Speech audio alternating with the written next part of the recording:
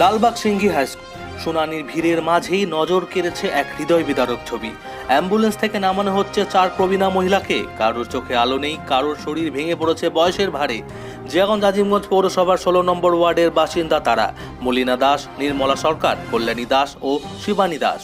দুজনের বয়স 80-র ঘর পেরিয়েছে। তবু ভোটার তালিকা সংক্রান্ত শুনানিতে পেয়েছেন তারা হাজিরার ডাক। নিজেদের নাম কেন বাদ পড়ল, এই একটাই প্রশ্ন নিয়ে বহু কষ্টে তাদের লালবাগে পৌঁছানো। পৌরপিতা প্রসেনজিৎ ঘোষ নিজে দাঁড়িয়ে সাহায্য করলেন তাদের নামাতে। সঙ্গে ছিলেন উপপৌরপিতা ও পৌরসভার আধিকারিকরাও।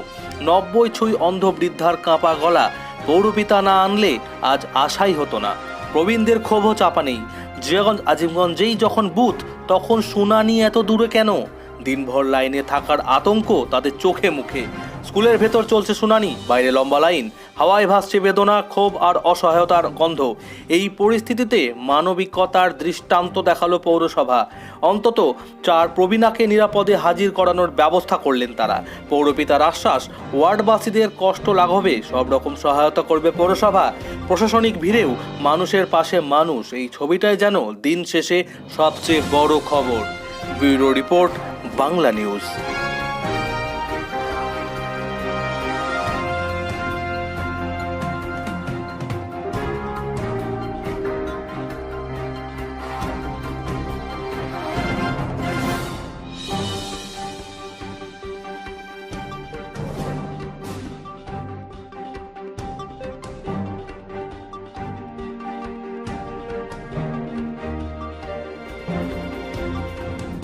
ভোটের নাম বাদ দেওয়া যায় তার ব্যবস্থা করছে নির্বাচন কমিশন। আজকে আপনারা দেখলেন যে 85 বছর 90 বছর যারা বিছানা থেকে উঠতে পারে না, তাদের 2002-এ ভোটার তালিকায় নাম থাকা সত্ত্বেও তাদেরকে হেয়ারিংয়ে ডাকা হচ্ছে এবং বলা হচ্ছে তারা যদি সশরীরে হাজির না হয় তাদের নাম বাদ যাবে। তাই আমরা বাধ্য হয়ে আমাদের 16 নম্বর জিয়াগঞ্জ আজিমগঞ্জ পৌরসভা 16 নম্বর ওয়ার্ডে 4 জন এরকম যারা ছিল বয়স্ক মানুষ, তাদেরকে আমরা অ্যাম্বুলেন্সে করে নিয়ে এসেছি এবং তাদের নাম আমরা নথিভুক্ত করে একজন ভোটার, আমাদের দলনেত্রী এবং আমাদের দলনেতা যেটা বলছে যে একজন ভোটার, প্রকৃত ভোটারের নাম বাদ দিতে দিব না, এই লক্ষ্যে আমরা কাজ করছি। নির্বাচন কমিশন বা বিজেপি যাই করুক না কেন, আমরা প্রত্যেকটা ভোটারের নাম তালিকাভুক্ত করব, সেই লক্ষ্যে আমরা কাজ। কোথায় যাচ্ছে? মুখের কথা বলছে, কিন্তু আদৌ যে এই লোকগুলোর নাম যদি 2002 সালে আছে, তাহলে যারা বিএলও ছিল, যারা কাজ করেছে, তারা কেন নামটা ম্যাপিং করে নেয়নি? তাদেরকে কেন হয়রানি? আজকে এত মানুষ, অনেকের নাম 2002-এর লিস্টে আছে, তাদেরকে শুধু হয়রান করা হচ্ছে।